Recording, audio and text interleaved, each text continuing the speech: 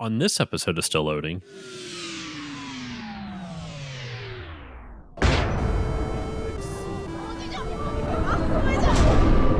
Out of my face! You're blocking my view!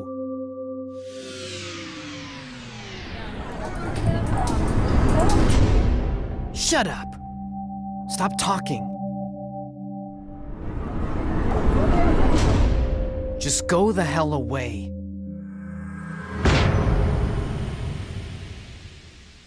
All the world needs is me. I got my values. So you can keep yours, all right? I don't get people. Never have, never will.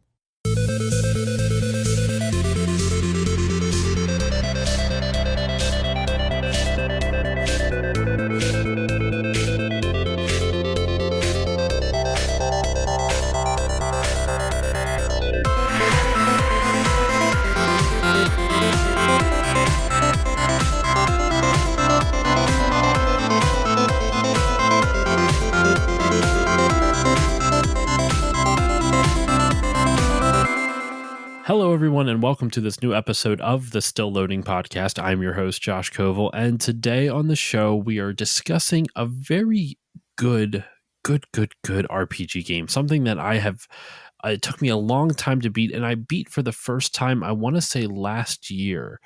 It is a game by Square Enix, or published by Square Enix, excuse me.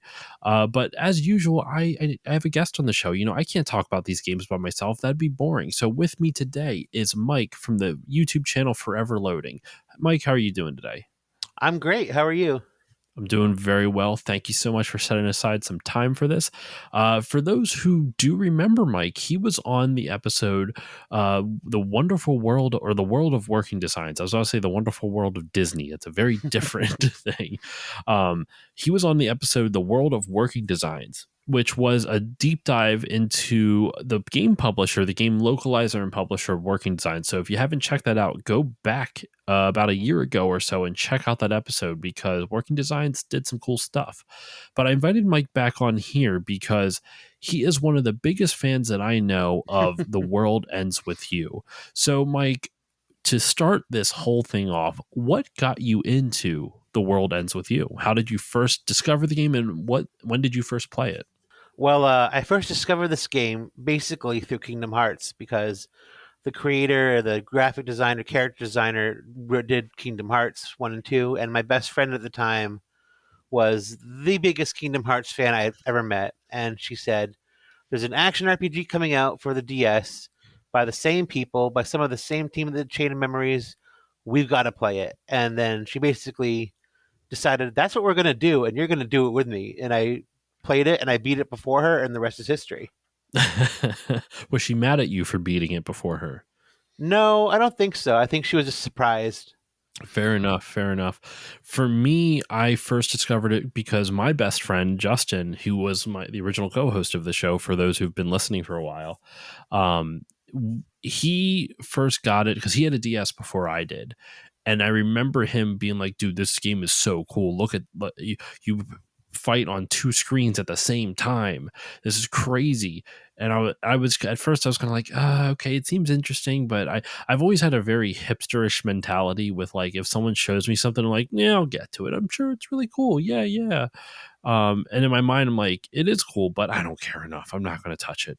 But this game actually stood out a little bit. I was pleasantly, I remember at first I was kind of like, it seems interesting. But then when I watched him play it, I was fascinated by the gameplay. And then I bought a copy of it, which I'm glad, because the game is hard to find on the DS now. I think it is, right? It's pretty hard to find a DS copy of it. Yeah, at least for an affordable price. It went like in and out of production, if I remember correctly. Like, it didn't get a huge first print run. They didn't expect it to sell well. Then it did, and they're like, "Oh crap, we got to print more of these." But it never was like a mega hit for Square or the DS. So there was actually an interview IGN did with some of the developers of the game, and I believe it was the director, one of the directors, Tatsuya Kondo. Their first point of their first, like, not really question but statement was, they say, first of all, congratulations for this on the success of the world's ends with the oh my god, I can't speak, on the success of the world ends with you in both Japan and the States here. The game surpassed our expectations sales wise and went on to become IGN become the IGN DS game of the year. And that's when he was saying, Kondo replies and goes, "Thank you very much. We're very, very happy about the warm reception that the game has received in North America, despite the fact that it was set in a location based in Shibuya, Japan," which that was a real thing. That was actually a concern in development. Early on in development, they were considering having it be like multiple cities so it would appeal to more countries. And they were also considering it into, once they pared it down to one location, they weren't sure which city to choose. Obviously, they went with Shibuya, but that wasn't guaranteed because they were nervous that people outside of Japan wouldn't be able to connect with it as much. But I actually think that's what gives it a little bit of charm, that it's not like something that I'm familiar with. What about you? I agree. I remember hearing something like that too when they were first releasing the game. They were uneasy about how it would do because it was just one part of one city in Japan. Mm-hmm. But Shibuya in The World Ends With You is such a rich, varied place, and there's so much to see and do, and there's so much to the city that's like a character in of itself. So I Oh, think yeah. you can't really do the world. I can't separate it from the game. It's a very important part of the game. I feel like that's like a really strong sign of how good that this game is. Like it really holds up surprisingly well. And like I said, I beat this for the first time about a year ago or so. And I really think a large part of the reason it still holds up is the fact that the setting is just so strong. Like the aesthetic, the whole visual aesthetic, the setting, the locations, the characters, like the characters are very anime and very like mid 2000s anime. So that kind Yeah, of hit me a little bit in the nostalgia sweet spot. But even so, like the visuals still look really good. And then the world they build is super fascinating. Like it basically is like, what if Tetsuya Nomura, who once again, that's who you're mentioning, he's the guy who is like the creative designer for Kingdom Hearts and the lead for Kingdom Hearts. What if he got to be all Tetsuya Nomura, but slightly less, and not ruin the story every single time? That's what it kind of feels like. But then again, actually, he usually does a really good job with the first game in the series and keeping it in a condensed story. It's usually after that where he tries to retcon everything. that's true. That's fair. I should eventually. I've done an episode on Kingdom Hearts 1 and 2. I really need to do an episode on the other ones because, oh man, those Oh, good stories are luck with wild. that. I know, right? A friend of the show, Eric from the Unlockables podcast, he is starting like a little side project podcast type of thing where I don't remember. I don't know if it's going to be on his Unlockables feed or if it's going to be something that he like starts a separate feed for. I'm going to have to find it again, but um he's basically doing like a Kingdom Hearts uh a Kingdom Hearts like podcast all on it. It's going to be, I forget what he's calling it. He did a really good job of like an intro. He made this whole intro. Oh, it's called Guiding Keys, the story of Kingdom Hearts. So he's doing a Okay. whole, and I think it's going to be on his podcast feed. So I'm very excited because he loves that series and he's a good podcaster, and I'm excited to hear what he says. Anyway, I digress. That is neither here nor there. We are talking about The World Ends With You. So some other bits about the game's development. It was originally envisioned as a kind of like a interesting port of Kingdom Hearts Chain of Memories. There, when they first saw the DS hardware, the developers, they thought like, well, what if we took Kingdom Hearts Chain of Memories and the action role playing segments could be on the top screen, and the card battle game that is actually the mechanic of Chain of Memories will be on the bottom screen. And obviously that did not stay. They ended up with what it was now, but that was where it originally started at. Eventually, though, they did want to. Or eventually, once they kind of switched gears, they kind of designed the game around the fact that they wanted to be a game that could only be played on the DS. Like when you play this game, it fits perfectly for the DS. And I would argue the DS is the best way to play this. This has been ported to mobile and also the Switch. What are your thoughts, though, on the ports of these games? I have to agree 100%. It just fits the DS hardware 100 perfectly. It obviously was tailor made for that system. Mm-hmm. I feel like the mobile ports and at least the touch control version of the Switch ports aren't bad, but they lose a whole dynamic when you remove the dual screen aspect of the game. And it's some people find it more manageable, but I feel like it loses a little bit of its touch when you take that away. And like the dual screen aspect isn't that hard to manage. Like they really they really make it that you only have to truly focus on one screen, and if you really want to, you can just keep hitting the right directional button on the D-pad over and over again. Like you don't need to Hmm. um really keep track of both screens. I mean, if you can, if you're really good. I'm not good enough to keep track of both screens at all. Did you ever get good at mastering the dual screen combat? Yeah. Going back to a friend made me play this. I think she said it best is like, you have to be a little ADHD to be excellent at this game.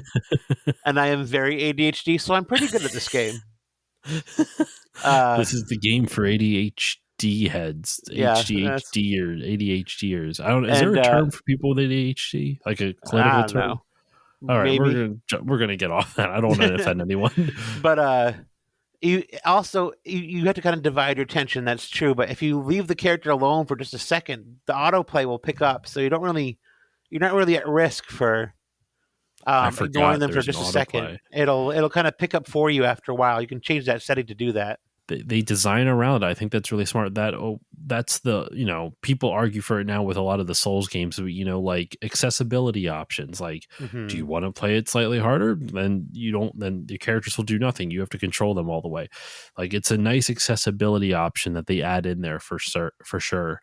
Um, for the kind of overall design of it, they kind of the team decided to keep it with two-dimensional sprites instead of three-dimensional models, um, mainly just to help them stand out from the rest of what Square Enix was putting out at the time. The noise, which are the monsters that you fight in this game, were actually based off of real animals. They wanted to kind of make it something somewhat recognizable, so that way when you defeat them and they turn into skeletons, you had some semblance of an idea of what they were. Designing the sprites for the noise, they had to design them from several different angles so that way it would match the action on screen. And apparently they also used some rotoscoping on pre-rendered sprites, which is kind of crazy to think that they're still Hmm. using rotoscoping this far in. Like rotoscoping, I feel like was something used in like the 90s. So rotoscoping's been around forever. It's a really old technique. So yeah, that's interesting. But like I meant specifically in games, like you Oh never really yeah. saw it often in games. Rotoscoping you would see very often in animation, but not Hmm. necessarily as much in games. I feel like, That's true. um, That's true.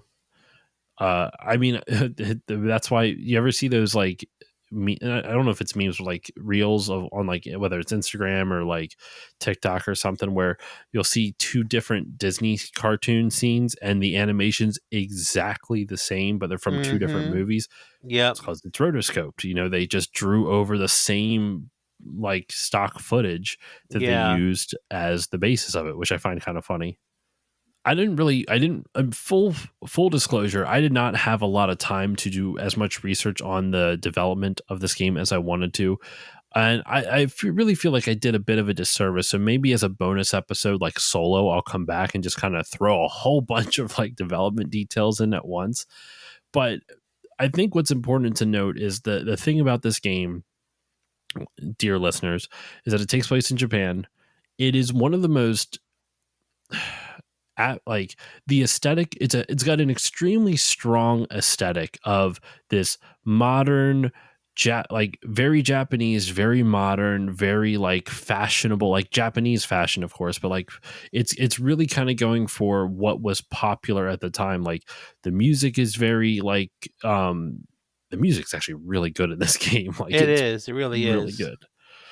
The whole aesthetic though is super strong, and I think this is a game that the Tetsuya Nomura art style really benefits from. I think Kingdom Hearts sometimes suffers a little bit from it. It gets a little bit too insane. When Sora has like pockets that have pockets inside of pockets or something like that. This it Yeah. kind of works because it is 2D, so it's got that anime aesthetic. What do you think though? I agree. I think because the whole aspect is like youth culture, fashion, modern pop stuff, and punk stuff, and even gothic elitist stuff makes its way in there sometimes. It's all about like what will be popular on the hippest parts of the streets in that city in Japan. So it works in that sense, and also, like you said, the 2D anime art style really is a benefit for this type of graphic design. I definitely agree. So let's kind of dive into the game and the gameplay and the story and the music and the artwork and all this good stuff. Um, Now, a spoiler alert, there's going to be spoilers. I mean, I guess it's kind of redundant to say that in that sentence. Spoiler alert, there's spoilers. We're going to spoil the hell out of this game. This game honestly does plot twists pretty well. What do you I would agree with agree. that? It does a good job of tricking you to think you're, oh, I've done it at least like 3 or 4 times. So it's Yeah. constantly throwing new stuff at you, but in a good way. Sometimes plot twists like that can feel contrived, and it never feels like that in this game. I actually think the plot No, twists work really well throughout the course of this game. The basic overall premise, and this is kind of tying into what I said before, where the aesthetic is really strong. Like the world building in this game is really fucking good. It's it is. really good. Uh, Mike, how would you describe what this world is like? Because there's just to kind of give a basis for you to jump off of, the world is split up into two different parallel worlds, and you do find out that there's more than two, but for all intents and purposes in this game there's two parallel universes. There is the underground, and then there is the RG, which is the real ground. um like from how would you describe how would you describe these two to people? I describe it kind of like a background layer and like a cellophane cell layer, like if an animation reference. Like the real ground is the real world, but there's another thin layer over it or under it, rather, that exists that kind of can coexist but not be known to the main layer. It it kind of very much is um, like a background layer. Yeah. it very much feels like this is a ghost inner, like the underground is like a ghost world that is parallel to the real world. Like they exist and they can see the real world, but they don't really interact with the real world. Hmm. um that's kind of like what the vibe of it is. So the overall story, you play as a character named Sakuraba. I hope I said it somewhat okay. Sakuraba. He is a teenage boy who, quote unquote, doesn't get people. That's an understatement. He is one of the most antisocial. Like he is like Squall from Final Fantasy VIII levels of emo, but on steroids. Yeah, I'd He's say that's fair. he's so cranky all the time. He's just a cranky boy. He wakes up in, like, he's walking through where does the game start? Like which section of Shibuya do you remember? Is it The shuffle, 10th? the crosswalk area Yes. Starts by off in the the by the shuttle. big tower, the shopping center. That's what it is. So Neku's walking around, and like that's actually where you hear the intro quote that you heard for the beginning of this episode, with Neku just kind of yelling at people, like telling them to stop talking. And it's because no one can hear him. It turns out Neku is dead, and that's how he got into this world. And he gets a mysterious, well, I think it's a text message. He gets a Hmm. mysterious text message talking about being part of this thing called the Reaper's game, and that he has 60 minutes to get to the where is the what's the is like the It's 1040 the building, Yeah, the not 104 1040, building or 109 104. building. Yeah, That's what it is, to get to the 104 building. And Neku kind of understandably is like, what is this? Like, what are you taught? Like, what's going on? Like, I don't have to do this. I And think then he all of a calls it sudden, spam. yeah, he thinks it's spam, right? Yeah. And then he gets a timer, like painfully, like almost like etched into his hand. It looks pretty gnarly. Like, it doesn't look like Hmm. blood or anything like It's that. like a tattoo. Yeah. It's like he suddenly got tattooed, but the tattoo actually moves and animates and stuff like that.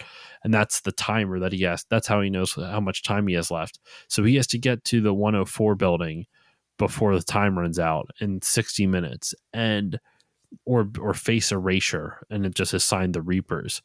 That is a amazing way to start the game off with just enough information that you understand you're in some sort of a game.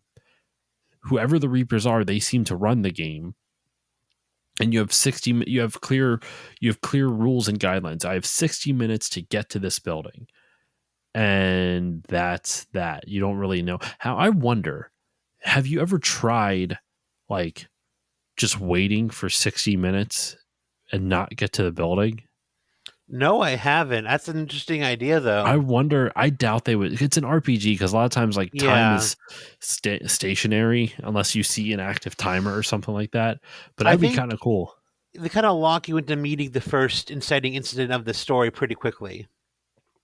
I mean, you could just. But what if you just chilled in the shuffle and just didn't move? You know, just left your DS on, waited an hour, That's an see what interesting happened. idea for sure. I kind of am curious to see what would happen if they did that. What so from there, you know, you kind of learn a little bit more about what the Reapers are, but it takes a little bit, but you do learn about, like, as the game progresses, excuse me, you learn about what the Reapers are, but at that moment you have no idea.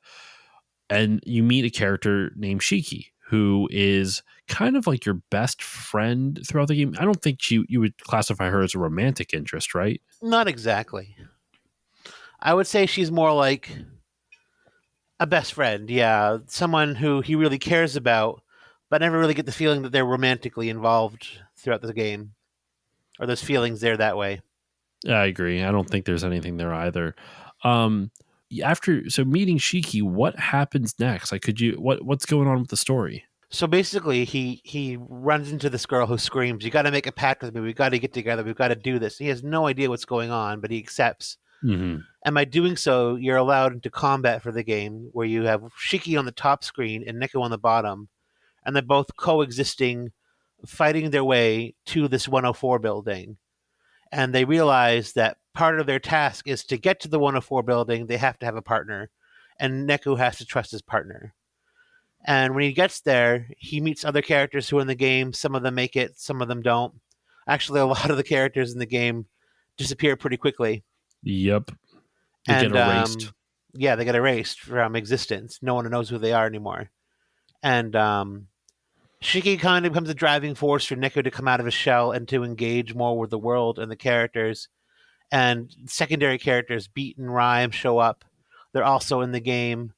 They're like a brother sister pair, and she drives them to work together, and she kind of drives the plot forward a lot.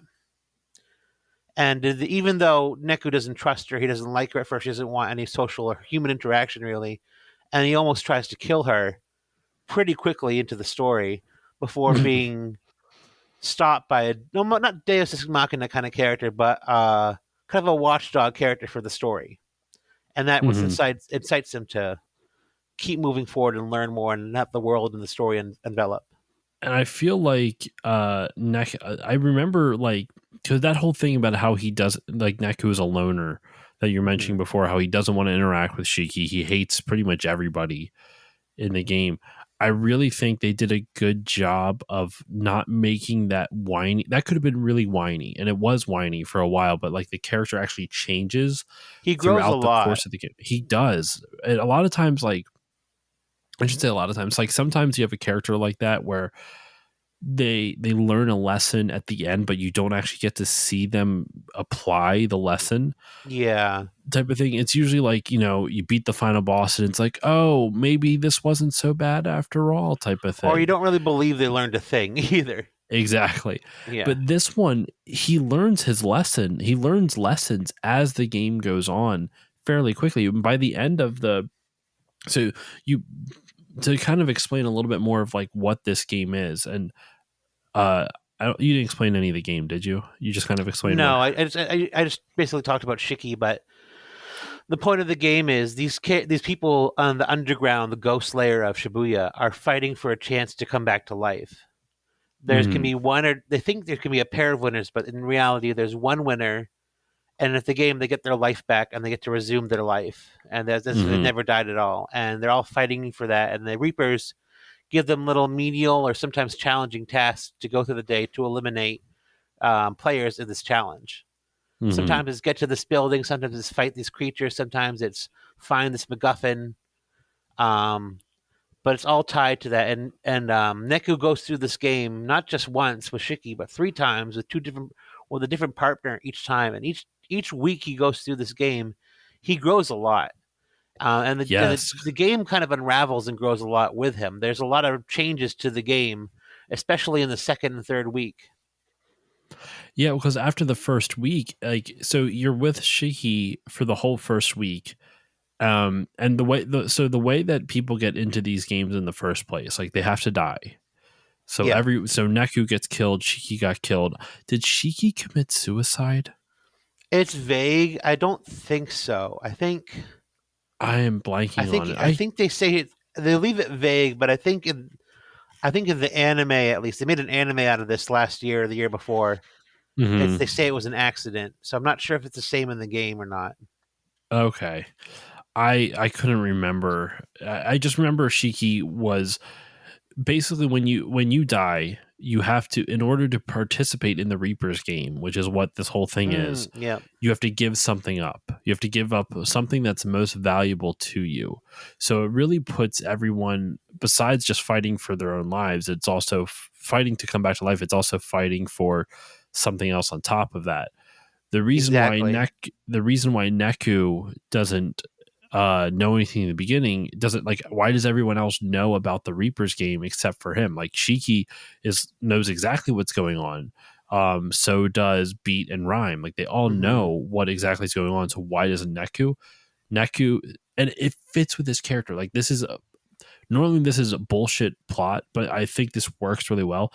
His most valuable thing to him was his memories, and that fits for the character because Neku was a selfish piece. Oh my god, Neku was a selfish piece of shit. So He was, he- and it fits his character perfectly, like you said.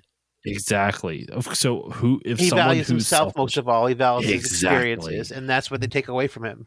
and it's probably one of the best written ways of having your character have amnesia that I've ever seen in any media. Like, take Hmm. gaming out of it, like it's a really good story reason for your character to not remember everything, and it's very refreshing because most times it's like, oh, they got hit on the head. Yeah, it's a very earned story beat. The game it earns that convenience for the story by having it fit his character. I agree. And you were saying before how we were talking about how Neku grows throughout the course of this Hmm. game, and it's true. Like, by the end of the game, he's a completely different person. But his first biggest amount of growth is by the end of the first week. Like, he grows a lot at the end of the first week because by the end of it, he actually likes Shiki. He hates Shiki in the beginning, but as he kind of grows to get to know her, because you find out, like, what Shiki actually gives up is it's her appearance, I want to It's her say, because image, yeah. it's her image. The Shiki that you see throughout the game is actually like her best friend. Like, it's the body of her best friend who Hmm. she She worked kind of with. coveted. She Yeah. did. Like Shiki was a seamstress and a sewer, and she made all the outfits that her friend designed. And she thought she would never be as good as her friend or as pretty as her friend, and she never thought she would equal to her friend. But you learn through Shiki's week of the game that her friend is equally lost without Shiki to bring her creations to life. And that gives Hmm. Shiki a new perspective on herself. And she realizes that's why she treasures her image. It's because it's what she is. She is who she is. Exactly. And that's I like how each character has like that, like they really, like, every character grows, but it's really Hmm. fun to see Neku grow because realistically he's got the most character flaws out of all of them. Well, I shouldn't say the most. He's got the one they focus on the most, I He's guess. got It, the most evident ones. yeah, exactly. Yes, that's a better way to put it. It's not that he has the most character flaws or the worst character flaws. It's the most noticeable, that's for certain. I Hmm. forget what Beats is. Do you remember what Beats is? Beats and Rhymes were? Beats and rhymes are kind of the same. Beat and rhyme are brother and sister, but they don't. Rhyme doesn't realize it because her entry fee was her memory of her brother because they were both really close. And Beat's most precious thing was his relationship with his sister, and by robbing her memories of of them being related, it robs him of his relationship with his sister. Oh my god, And it's that's really tough. fucking good writing. It's like what's that story about, like, the I can't think about, like, the husband and wife who want to get something for each other for Christmas. So Oh like the yeah, husband's like loves to play harmonica, and the wife likes to, I don't know, paint. So the husband sells his harmonica to get his wife like an easel, and the wife sells all her paints to so that way she can get him like a nice harmonica case or whatever that's not the yeah, exact yeah. thing, but I forget what the term of that story type, but it feels kind of like that, but in a It is. much Yeah. sadder sense. Like, you can, like, they lose both of it. It's nuts. And with each partner, each round of the game, the story evolves and throws a lot of twists at you. I think, like with Shiki and Neku in that first round of the game, the first week, it all follows a pretty stable skeleton of a plot formula. It's not creative. It's very creative and it's very well done, but it kind of follows what you'd expect to some degree. And then in the second week, with Joshua as a partner, they throw a lot of what you've learned out the window, and you have to reestablish your whole understanding of the world, the rules, the characters, and the motivations from the ground up. So they do a really good job of, with each new character, not just does Neko have to grow and understand new things, the player gets to grow and understand new things with a new perspective and a new lens to view the game world and to play the game in a certain way too. So it always keeps it fresh with each round of the game, each week of the game in the game. And the one of the things that you kind of get hints of along the whole way is the the way the Reapers game actually works behind the scenes. Like, you actually, it's not even like they keep the Reapers game a mystery the whole time. You kind of understand the hierarchy of it. So you find out that There is, yeah. there's a composer who no, sorry, a conductor. Sorry, a conductor. There's the conductor who runs the Reaper game, and then you find out Above above the that, conductor is the yeah. producer, who is kind of like the mid-tier boss, if that makes sense. But there's also the Hmm. composer, and no one really is The composer quite is like like. the god of the game. But the producer can also affect what the Hmm. composer does in some way, shape, or form. It's interesting. It's like, because I was reading, like, some people theorize that the producer is at a similar level to the composer, because, like, they do, like, if you think about this, it's all in terms of music, right? Hmm. Producers and composers do similar things. Like, producers produce beats usually, like they lay underlying tracks for musicians to write their music. But composers, it's a little bit, it's more writing intensive from my understanding. Like, producers, you still do a little bit of, like, you still write music, but it's still different. It's like Hmm. it's more of a business based type of thing. So I wonder if that's kind of like why they're kind of similar in terms of power, but like the They composer, both have power, but their power comes from different places, and they have that's the different way. directions because their Exactly. And power that, is aimed. Yeah. I think that's a better way to put it. They're both incredibly powerful, but the power comes from different places. So you have the conductor who runs the Reaper game, who sets the rules for each of the sets the objectives for each of the 7 days, and sets the rules and regulations of the players for Hmm. those 7 days. Then you have the producer, like we said, who the producer can interact with the well, producer and composer can interact with the game world, but they usually don't. Reapers are interesting because they're kind of like the soldiers of this weird Yeah. scheme organization They're thing. like the footmen of the army. Yeah. Do they ever say like what they like this organization is? Like, is there even ever a name for what the composer, producer, Their group conductor is. is? I don't think there is. I don't I'm remember not it. sure if it's in the secret reports you can collect throughout all the levels, or not. I haven't gotten all the secret reports since like 2008. There's a So lot to them. there's a lot to find out too, but it's basically like they create Shibuya. They create that region of the world, that region of the city. It's their space, is the composer space. So they have the power to see how it rules and how they do it how they see fit, and they can the whole reason they play the game so many times in the story is that the composer wants to get rid of Shibuya. He wants to wipe it and start over. He feels like it's gone too far. People are too cynical. People are evil. People are ruining the city. He wants to wipe it off and have a clean slate. And that's why these games are going on for this specific round of games, the Reapers games. So the composer has a lot of power, but they make it pretty clear that in most of the Reapers games in this universe, they don't really interact with people. They interact with the higher generals or the producers and stuff, but they don't really interact with the players much. So when that does happen in the game of The World Ends With You, it's pretty alarming to the other NPCs in that department. I wonder if this is a allegory for like Christianity in a sense, or the I belief think of a so. god, because that's kind of like how, like I've said before, I'm fairly religious, but like I don't really like shove it down people's throats. I don't even bring it up often on the show, but it's kind of like how a lot of Christians view God, where it's like, I shouldn't say it's like he can direct people to interact with interact with the world, but it's a very like it's hands off, but at the same time there's influence, if that makes sense. And that's kind of like what the composer does. He created this world and then determined, it's very Noah-ish, like this world's Hmm. gone too far, there's no saving, let's burn it down, let's flood it. Yeah. But and then even so, there's 3 weeks of this, and this is stretching it. I don't think they planned this far ahead, but a lot of Christians believe in the Holy Trinity, the Father, Son, and Holy Spirit. 3 weeks, I don't think that's correlated at all, but I Well, find it in the kind of story funny. of the game, that wasn't supposed to be 3 weeks. Neku keeps it going by asking and offering himself up to play again and again for higher stakes. Oh, okay.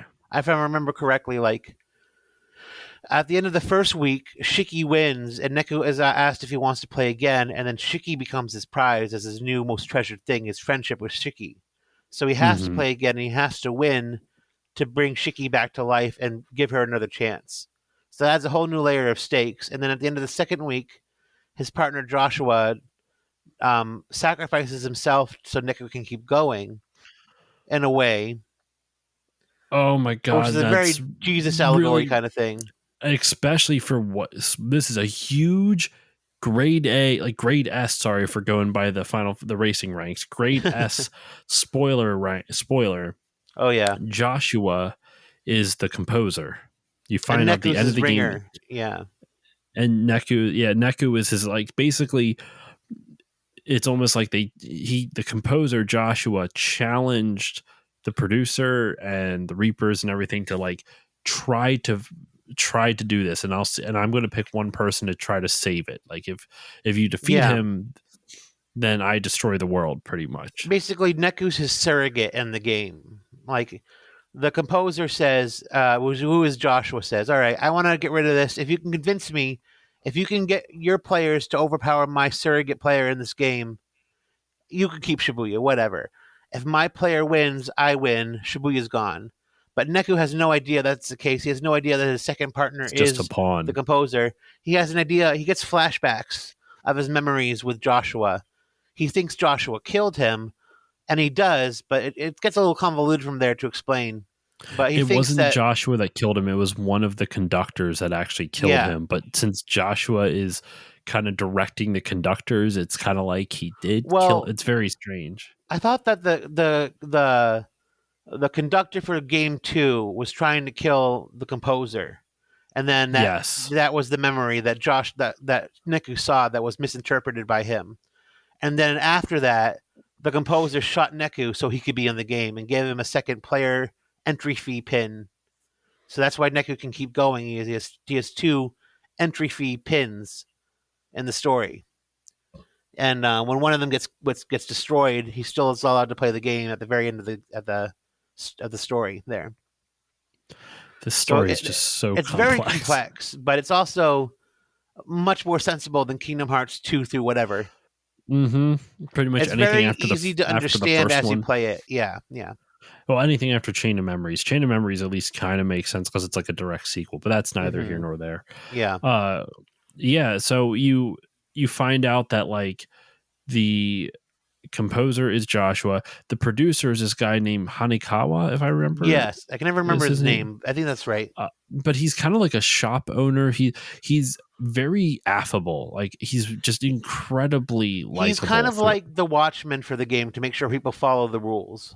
Yeah, in a sense. He's also, you find out through the secret reports, he was an angel of the composer, and he broke his rules to watch over the game and give Neku hints and stuff. He's not supposed to be doing what he's doing. This is anyway.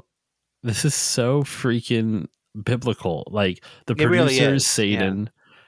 Joshua is, and if you're going with the Christian allegory of like the composer is God, right? And then Christians believe in the Father, Son, and Holy Spirit. Then Joshua sacrifices himself, which is Jesus, and Jesus is supposed to be is God at the same time. You know, this weird. I'm not going to try to justify the ridiculousness of my own religion. Yeah. And even though when he does sacrifice himself, it's kind of like a fluke, not a fluke, but it's very much intentional for Neku to see it and experience it to drive him further in the story. Mm-hmm. Because Joshua can't die. He's not really a mortal player. He takes a mortal body for that week of the game, but he's still the composer in the end. Mm-hmm. Which also goes for God taking a mortal body with Jesus and all that stuff. But there's a lot of religious allegories and metaphors in this game you could take out of it if you wanted to. The end of the game is also super confusing because basically after you the kind of surmise the plot so far, you know, Neku dies. He's part of the Reapers game. You find out you have a lot of really good interpersonal like stories between the different characters, between Shiki, between Beat and Rhyme and Neku, and so on and so forth. And after you win the first Reaper, the first like challenge or whatever, not the challenge, but after you survive all 7 days and like you win the game, pretty much the Reapers game, then you start the second one. You know, you meet Joshua, he's your partner through this, and then you find out that, you know, like you said at the beginning of the third attempt is when you find out like Joshua's the composer. When you're in the third Reapers game is when you find out Joshua's the composer. And you also find out that the one conductor is trying to actively plot against, like we were saying before, plot against the composer. And that's what's the dude's name? Minamoto. He's the conductor for the second week of the game. Yeah, he wants to overthrow everything and make it in his own way. He's crazy. Yeah, he's nuts. His character is really fun, though. I really enjoy his character. A lot of fun. After you defeat Minamoto, you basically Joshua gives, like the composer, Joshua gives Neku one last challenge, and it's to shoot Joshua to determine the fate of Shibuya. I think he has to kill me, and you can save Shibuya, and he can't choose, so he gets shot by him. But then he wakes up in Scramble Crossing where the game starts, but he's alive this time, and all the players are too. Yeah, and all the players are too. So it's very odd. So you don't really understand Joshua's motivation for doing this. You know, like you don't understand why he decided to do this for reasons. I genuinely don't know. There's a little bit more in the ports and the bonus stuff they've added to other versions of the game, but honestly they raise a lot more questions and answers that I think get answered a little bit more in the sequel, but I haven't played that yet, so I don't really know how to answer that. Did you play the final remix version of this game? Because there's a remix of like it adds a new alternate ending. Not alternate, but adds a new ending. It's an extended ending. I played it on Android when it first got ported to that. They had this big countdown on the Square Enix site where the World Ends With You thing. Everyone thought it was going to be a sequel. It was like a 5-day countdown. People were freaking out, and then surprise, you get an Android port. And I was like, oh great, thanks. But I played that, and it kind of goes into that. This another day added on to the story, and you kind of see Joshua from another plane or another version of himself, and it does that. I'm not trying to remember, but it adds more questions than answers, really. Yeah, I'm still very confused by like what I'm just The confused. motivations. Yeah. Because you don't really understand why Joshua decides to just resurrect everybody and keep Shibuya there. I think it was his final test for Neku. Like, say, do you really trust me or do you really want this? It's hard to say. I feel like And people can have different interpretations and also be right. I think that's a good though, because it allows discussions like this. And Yeah. admittedly, Yeah. it's been a minute since I actually I like I said, I didn't have as much time to research as I wanted to, but I did watch like basically plot synopsis videos. Now there is like, you linked to me a while ago. There's a whole series on YouTube that is like hours and hours long devoted to breaking down the lore of this game, Hmm. the decisions and characters of this game, and it's incredibly interesting. It's very Um, comprehensive. could you talk a little bit about that? Like like kind of what I understand. Like, it's like I said, those videos are incredibly long, so I don't expect you to surmise um, all of that. Trying to trying to go over all that, but like, is there any way you could just kind of talk a little bit about some like what they go into in that series? If it's the one I'm thinking about, they kind of take it from an academic literary approach, almost about how the world works. And I haven't seen it in a long time, so I'm trying to remember. Um, but they basically break down the motivations and the character. I can't really remember, honestly. I'm sorry. I No, have to check that's that out okay. again. No, it's okay. But if the gaming professor or something like that, I have the video. I was looking at it the other day. Let me find it again. I'm looking through my YouTube history, and it's filled with like a bunch of useless garbage. So I'm having a hard time. I watch them as random crap. It's filled with like hockey and John Oliver and what else do we got in here?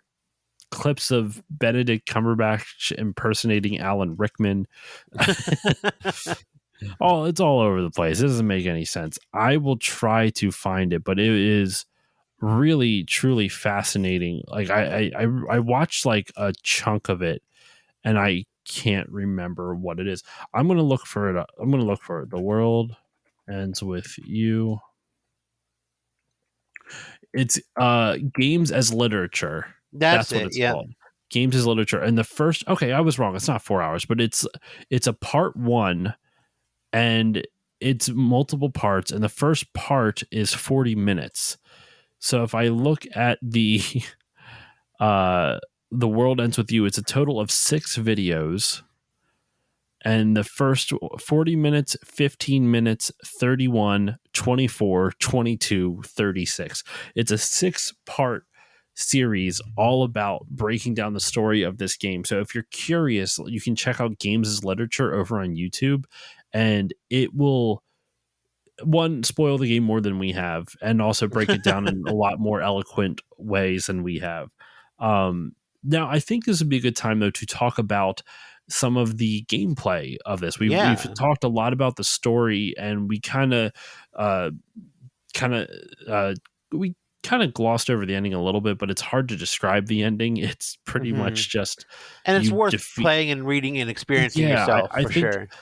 even though we spoiled a lot, I don't think we gave away too much of the end. Like, we gave away a lot, don't get me wrong, but I feel like the There's ending, still a lot to talk about. Yeah. yeah, there's still a lot to the ending that we did not discuss. So definitely worth checking out. So with the gameplay, we mentioned before, you have 2 screens. You're on the Hmm. DS. I haven't played on mobile on slash Android. Is it on Android and iPhone, or just Android? There's Android and iPhone, and there's a Switch port too, which has That's what different it is. methods of controlling for the Switch as well. But they're not fantastic.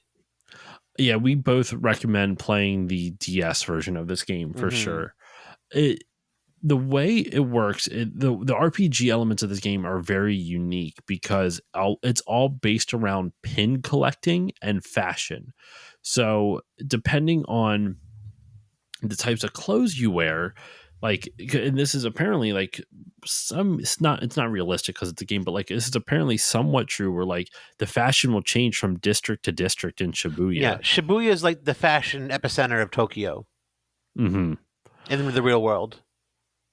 Yeah, it's like the fashion center of Japan for that's for damn sure. Yeah. Um, and but the fact like what like so there's different clothing brands and different styles, and what you wear gives you different boosts depending on what's trending in each Hmm. area of Shibuya. So ideally what you'd want to do is look on the map, see which brand is trending, and have that in stock, like have that on your like in your backpack essentially, so you can just swap out real quick. Hmm. Because there some brands will just have no effect, like you just do your normal amounts of damage. Other brands will do boosts. You can influence the brands in the different districts to like That's so that true. way Yeah. if you really If you want do to you really can well, you can change the trends. Like if you yeah if fight with you like one brand really really well and really exactly. often in one area where it's the lower status, you can raise the status in that So area. exactly. So if you don't have any other options for clothes, if you kind of struggle bust your way through fighting all the noise in the area, then the more noise you defeat, the more you make the brand that you're wearing trend. And so when that happens, it just kind of it gives you that reward for kind of struggling through. Then Hmm. you get bonuses for wearing brands that are popular in that area. So So if you find yeah, something you like, you can stick with it too. If like say one brand has things you don't want to play with, you can still make it work doing with what you want. It'll just take time to evolve that area. exactly. And you can then you also collect pins, and the pins what is the term for the powers in this? I'm blanking on this. Do you remember what they're called? Psychokinetic or something like that. I Yes, forget. some psycho I was going to say psychosis, but that's not what it is. As, uh because there's different pins. There's all sorts of ways you can use. You can tap the pen. You can shout at your DS. You can scratch at it. You you can can shout at your DS. I didn't know that. There's a few pins that if you yell, it'll activate the pin with the microphone on the DS. Wow, I'm pretty sure, at least. I never use them because I play games in public. So I don't want to be I like screaming in public at a machine on the train or the bus and have people freak out. I remember I was on a missions trip and I was playing Legend of Zelda Phantom Hourglass. And there's a scene, I might have told this, I'm pretty sure I've told the story before on the podcast, but it's worth repeating. There is a segment where you speak to a vendor and he wants you to shout for a good deal. So you have to yell into the microphone and the louder you yell, the more of the discount you'll get. Now, I was on an airplane when I was playing this game, so I couldn't do that. So I was trying to figure a way out or figure a way around it. So I like took my finger and I put it over the microphone, like at the center of the DS, and I just went like just rubbed it real fast back and forth. Um, and it worked. I got a really it worked as it worked for that. So they gave me a really good discount, and then the guy goes, "Oh, good job on yelling for this discount. I hope you weren't actually yelling. You could probably just clap into the microphone. You'd look really silly if you were just yelling." And I'm like, "You son of a bitch! You're trolling me. You're trolling me. This game is That's trying to funny. get me in trouble." It was really funny though. But yeah, so you get different pins, and I didn't. That's why I was so surprised. I didn't know you could shout, but they give you different powers, and the amount of creativity that they showed in these pin designs is incredible. Hmm. Like you're saying, some pins have you tap the touchscreen, and wherever you tap, it does a bit of damage. Some of them you have to slash across the screen, but it even depends on what you slash on. Some of them make you draw a slash through Neku. Others just make you draw a slash anywhere else on the touchscreen. Others you draw a circle around it, or you might have to draw a triangle or something along those lines. It'll There's affect tons. that space. There's all sorts of ways you can Mhm. interact with this game. Exactly. Some of them, they will only like it doesn't do any damage to enemies, but it interacts with the objects in the space. So, like if you draw a line Yeah, yeah. across like a barricade, it'll launch the barricade into the enemy. Hmm. Stuff like that. Like it's super inventive. The amount of stuff they were able to figure out to do, like create to do with a limited moveset as a touchscreen is honestly impressive. And I'm not saying that as a negative thing, because like, yeah, you could technically draw whatever you want on the touchscreen, but this is a pretty like It feels uh really varied. it's varied, and it's a very frenetic type of Hmm. action RPG. It's very chaotic. And so Yeah. to do that, like you can't have you can't tell the player to input commands with the stylus that would take a long amount of time. It has to be quick, a quick circle, draw lines, stab the screen. They had to find unique ways for the players to use the stylus in a very quick and fast way that was also easy to do and easy to understand. And that, to me, was impressive. And it works. Like nothing really. Sometimes when you want to use a touch screen doing a lot of things at once on the DS, it'll kind of interfere with other mechanics, but nothing ever feels broken when you play it like that. What were some of your favorite pins in the game? I like the projectile ones where you shoot bullets just by tapping in different areas, and I liked the one of the first ones you get is a pyrokinetic, like a fire one. Mm-hmm.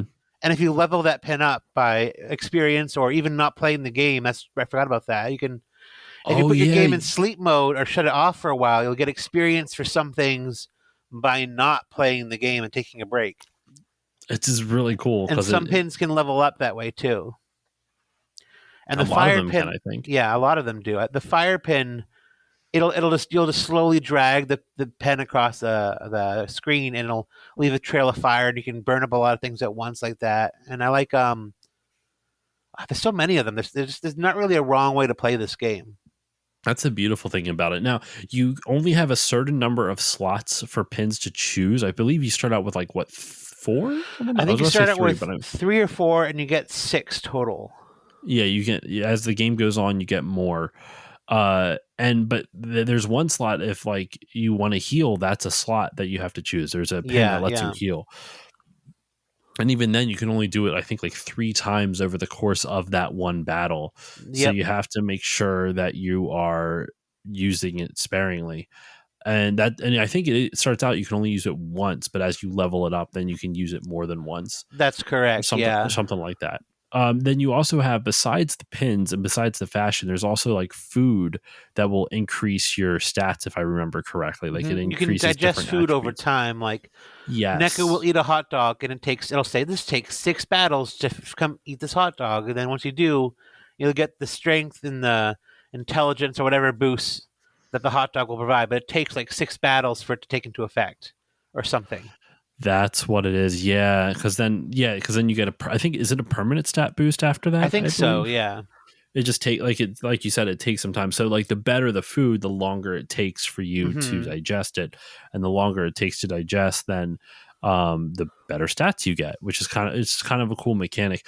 It really felt like for me by the end of the game, it had really opened up because I didn't touch the food mechanic at all, even though it's introduced fairly early on. It's either midway through or slightly before the midway point. And then they introduce it, and it really opens. Once I kind of learned, oh, this is what the food thing does. Oh, yeah. And then it really, you can do so many cool things with it. Yeah, there's so many different people. I could play this game one way. You can play this game one way. You'd have the same story experience, have a very different player experience. Extremely different. I think that's what I love about it, though. It's such a unique RPG because it's not even just a normal action RPG.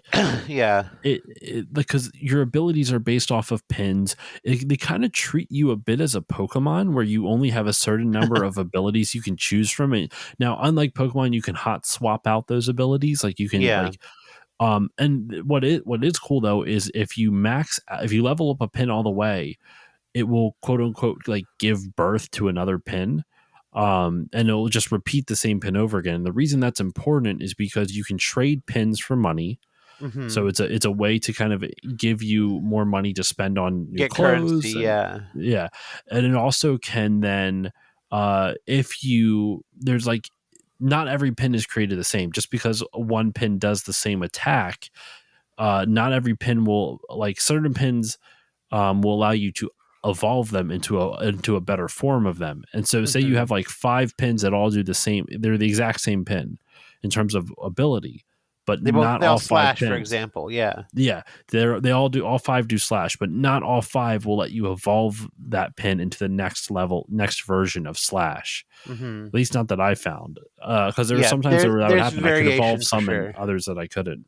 Yeah, definitely sometimes you can slash 3 times and have less damage, or it'll evolve into a slash +2, or there's different variations depending on how cheap the pin is and how easy to get it and how you use it. It's there's just a lot of, like you were saying before, there's just so much variation in the way you play. It would be so different than the way I would play it.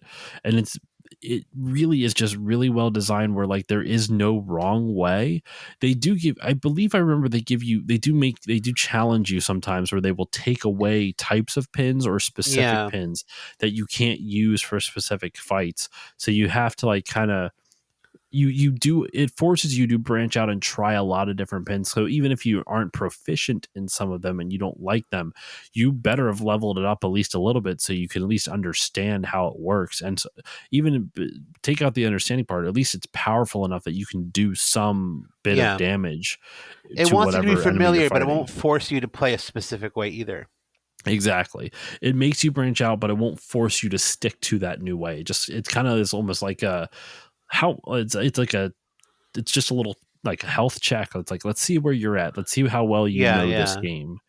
I don't necessarily think it completely works. Like I don't mind that they do it because I liked learning about different pins, but at the same time, like it's a smart game design choice because it forces the players to try new things, but at the same time, it kind of forcing the players to do something they shouldn't have to do. Like Yeah. there's an interesting thing that I remember learning about in game design where it's like once a player learns an effective strategy that applies to the most broad situation, the player, not the game developer, the player makes the game boring. They will, because every player, I don't care, I shouldn't say every player, most players will then just be like, well, this works and it's easy to do, so I'm just going to stick with this until it doesn't Yeah, work yeah. anymore. And that's not a real, and I'm saying this as someone who literally does this all the time.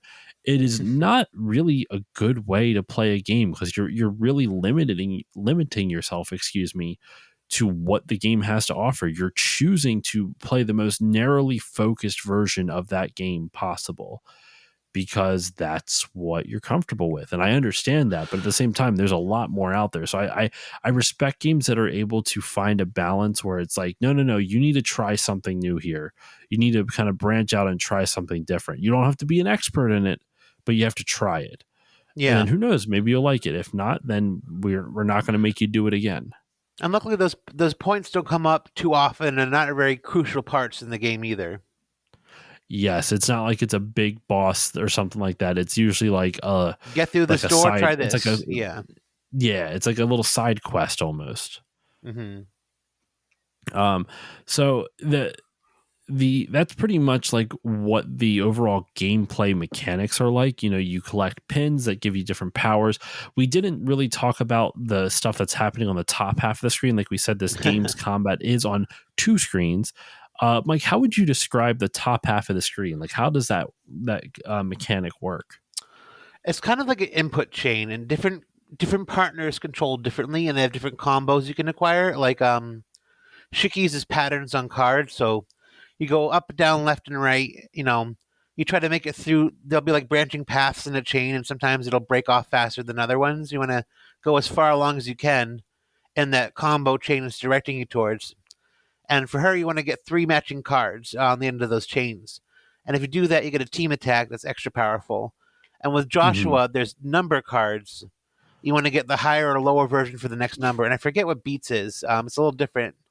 But basically, you want to follow a path of button inputs to a desirable point for a combo, kind of. And while some people do find all those different ways to play on the top screen difficult, it's not nearly as bad as it seems. And like you were saying earlier, Mike, you can turn on the computer, the AI, basically to automatically play on the top screen if you so choose. Mm-hmm. If you want the challenge of doing it, of playing the top and bottom at the same time, then you can. But I really think it was a cool idea to try that. I can't think of other games that like. I think Nintendo does this right, and I know this is Square Enix that developed this, but Square Enix in connection with Jupiter. And you know what? Something I always say at the beginning, and I forgot to do this time. When this game actually even came out, we were talking off mic. This is the 15th anniversary of the Japanese release of this game.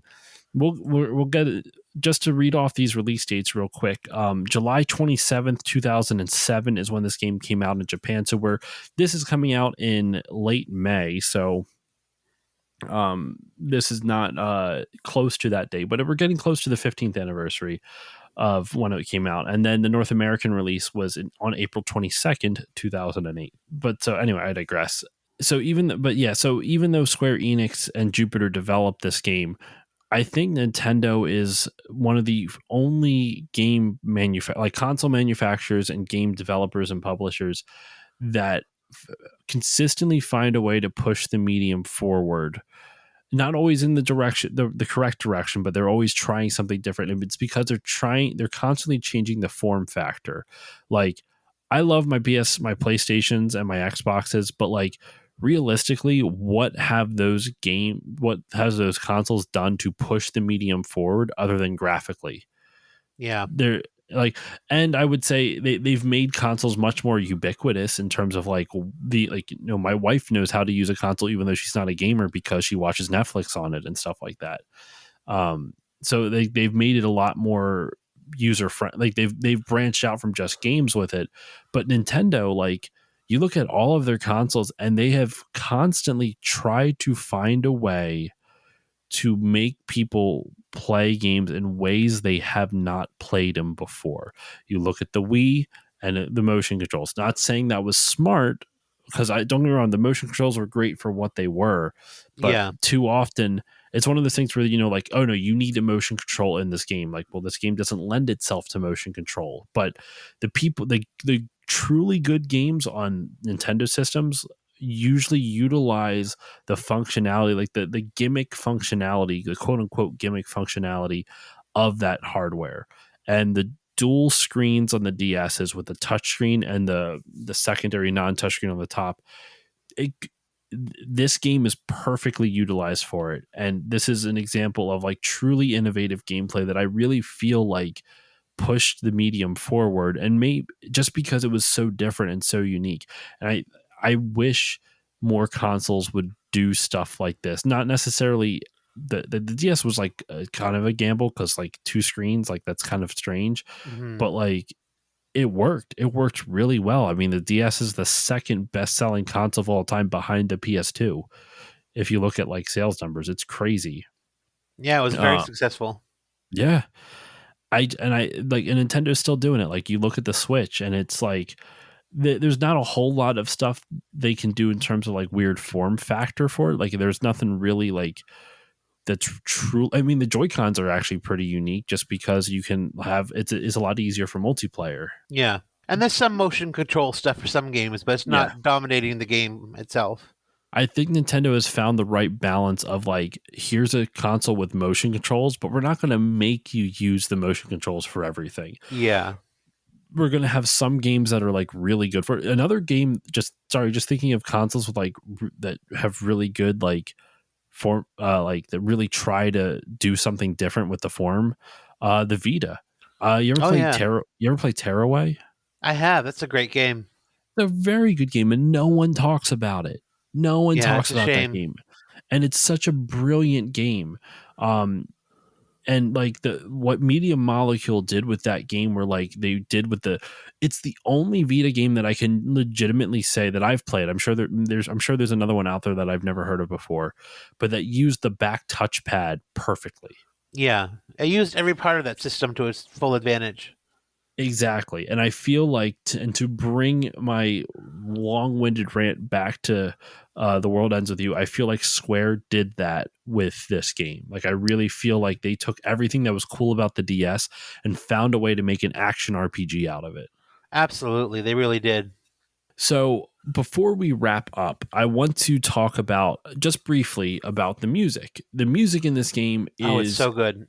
incredible. It's so good. The composer is Takeharu Ishimoto. He incorporated a lot of different genres in this. You have rock, you have hip hop, you have electronica and techno, you have J-pop, you have like all of these influences.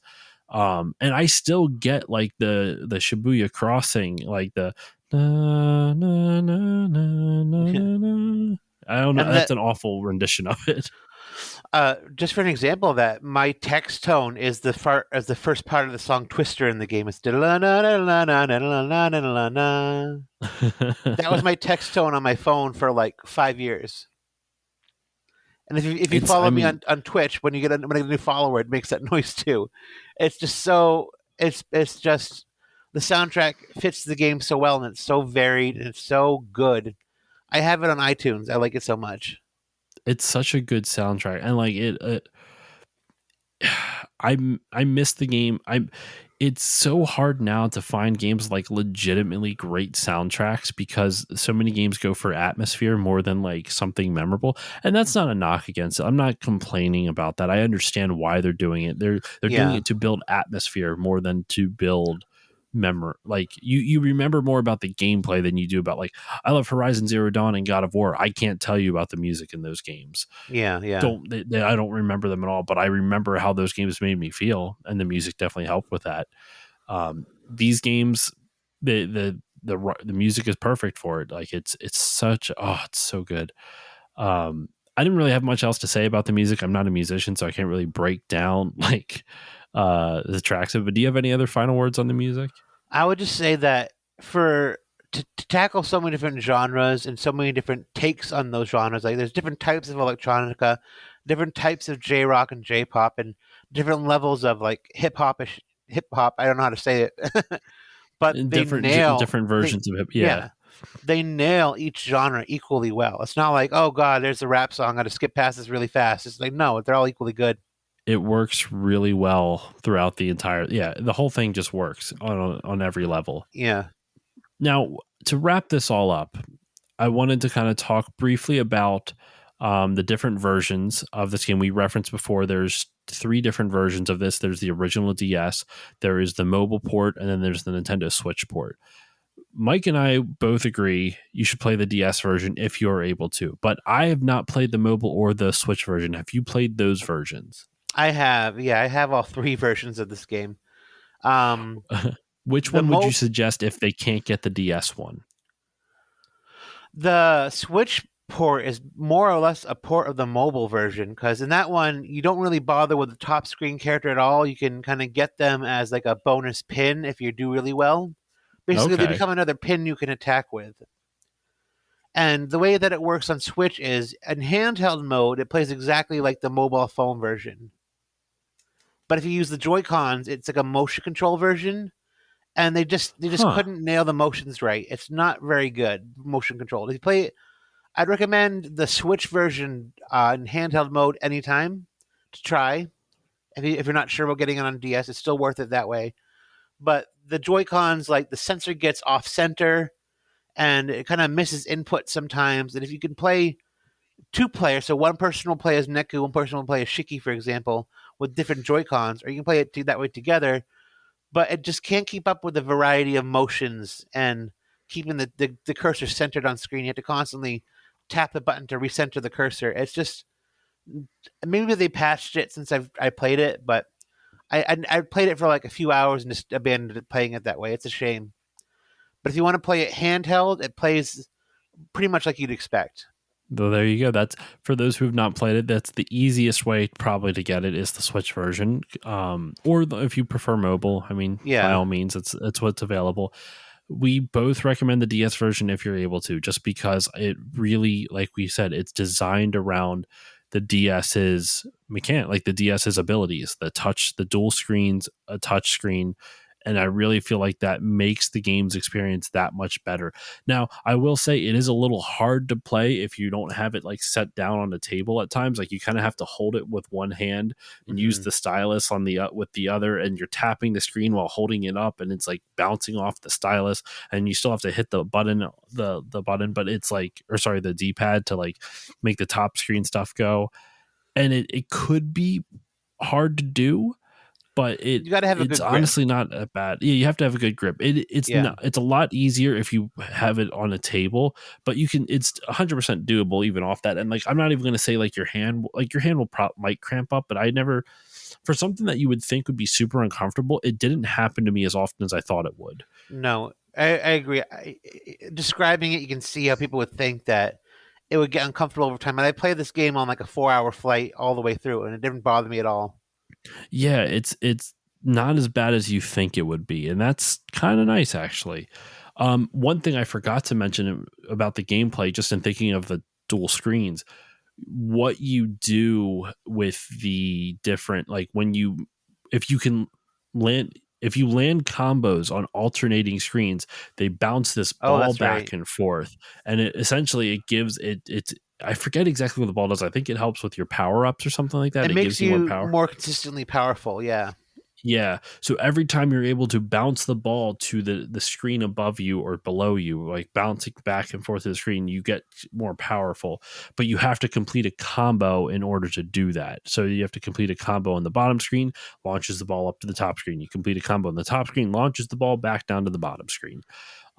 So realistically, the game is meant to be played with you just prioritizing one screen at a time, like focusing on the combo at the top, moving it down, focusing the combo on the bottom, stuff like It, that. it So definitely I was rewards bad at that. I was consistency. always really Yeah. bad at it. Yeah. I don't really have too much more to say about this. Mike, any final thoughts before we give our final ratings? By ratings, I mean just telling Um, people if they should still play it. But any final thoughts on the game? Anything that you want to talk about that I did not bring up or we I forgot to bring up? I'd say that people sometimes for the first, because I guess we said the game, it's 3 Reapers games throughout the world with you. Each one is a week. Some people play like halfway through the first week and be like, "Oh, Neku's annoying. He's never going to change. He's going to be this whiny brat forever," and they give up on the game before they even make it to the end of the first week. If you find him annoying at first, just power through those first couple of days, and he'll grow a lot on you. And you're going to hate Joshua even more during the Oh second week. Let yeah, me tell yeah, you, yeah. he's a bitch. And I say this as a Josh, as Yeah, a Josh. that's true. uh, he's not fun to deal with, but he also, he's an interesting character nonetheless. Yeah, And uh, yeah, I, for me overall, I would just say play this game. It's truly one of the most unique game experiences I've ever had, and that's hard to find in general. Not, I'm not even just saying that hmm because it's an older. People know I love retro games, and I guess you could consider this retro in a weird sense. It kind of is because it's almost it's 15 getting years there. old now. Yeah, I mean, some people kind of give the 10-year mark, like anything older than 10 years, it's retro now because it's like that's 1 or 2 generations ago. Like if you look at 10 years yeah, ago from yeah, now, you're looking at 2012, which is like that's that's the year PS4 came out technically, which is weird to think because that was a long yeah. generation.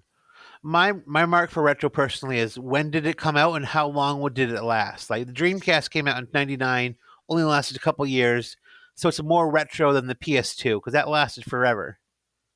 There were PS2 Would games you up until like 2010. They're both retro now to me, but There were PS2 games up to like 2012 and 13 actually. yeah, Like some of the exactly. last games were like Pro Evolution Soccer from Konami and stuff like that. Yeah, but Um, I'd say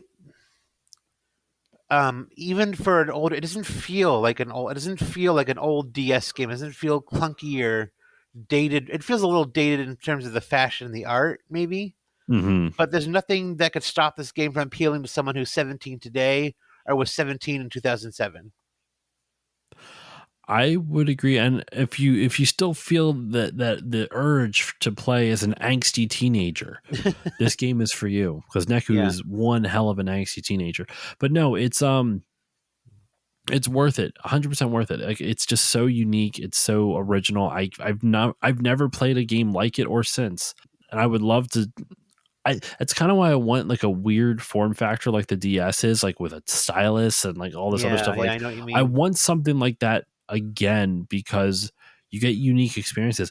I haven't bought one, but that's why I want to get a play date because Oh yeah, play dates are like it's truly unique with the little hand crank on the side. Not every game utilizes it.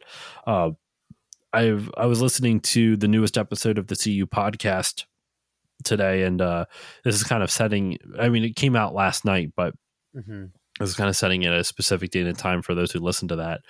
But Ian had just gotten the co-host. Ian had just gotten his play date in the mail, and he was talking about all the different games for it. I'm just like, it's cool. It's a unique way to play these little types of micro games. And I really feel like that's one of the things that's kind of missing from like I really think you need another handheld like form factor, like something that's for Yeah. smaller experiences, something that you don't need. Now the Switch is nice because you can get both. You can get those small handheld experiences and those large, like gigantic, console experiences on it. But I still feel like there's just something nice about having something that requires you to play games in a way that's different than the way you have before. And I mean physically different, whether it's like a play date where it's a hand crank or whether it's a DS with a touch screen or Yeah, the I Wii with agree. the Wii motion controls. Like I feel like there needs to be more something else out there.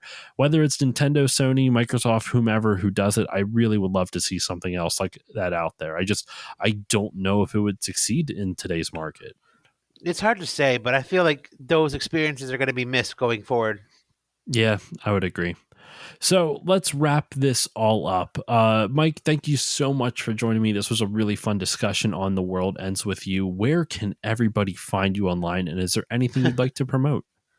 On Twitter, I'm Mikeke352, Mikeke352. I'm also on Twitch. I stream a couple times a week usually, and my YouTube channel is called Forever Loading. I have a series on there about the games of working design, and I'm working on a series on how the Sega Saturn could have been salvaged in the U.S. I have a new video on that in the works. It should come out in a couple months or so. So hopefully, if you want to find more of what I talk about, you can check stuff out there. All right. And then, as usual, for me, you can follow me on Facebook, Twitter, and Instagram at StillLoadingPod on all of them. If you want to email me, you can email me stillloadingcontact@gmail.com. If you want to support the show, you can do so in a number of ways. You can give it a 5-star rating or review on Apple Podcasts. That helps more people find the show, and it makes me feel warm and fuzzy, which is always nice. You can also support it monetarily if you go to patreon.com/stillloadingpod for just $1 a month. You'll get all the episodes at a higher bit rate and a couple days early. At the time of this recording, the episode that just actually... Never mind. The episode that you would have already heard that episode by the time this one comes out. So never mind. But I do have to record a bonus episode for this Friday, which who knows if I'll get around to this weekend. I have a busy weekend ahead of me, so we'll see. I need to find some way to do it. But there is for the $5 tier, there are 2 bonus episodes. So you know what? This is a bad plug. Let me start this over real fast. For $1 a month, episodes a few days early at a higher bit rate and access to a patron exclusive Discord. Done. For $5 a month, you get all that plus 2 bonus episodes a month. So if that sounds interesting to you, go to patreon.com/stillloadingpod. But a better place to spend your money, your hard-earned dollars, is the Bit by Bit Foundation. The Bit by Bit Foundation is a nonprofit organization whose mission is to put video games and video game consoles in the hands of kids receiving inpatient care at hospitals. So if you want to support them, go to bitbybitfoundation.org and consider donating. That is all I have for you on this episode of Still Loading. Mike, thank you once again for joining me. Thanks for having me. And I will see you all next time.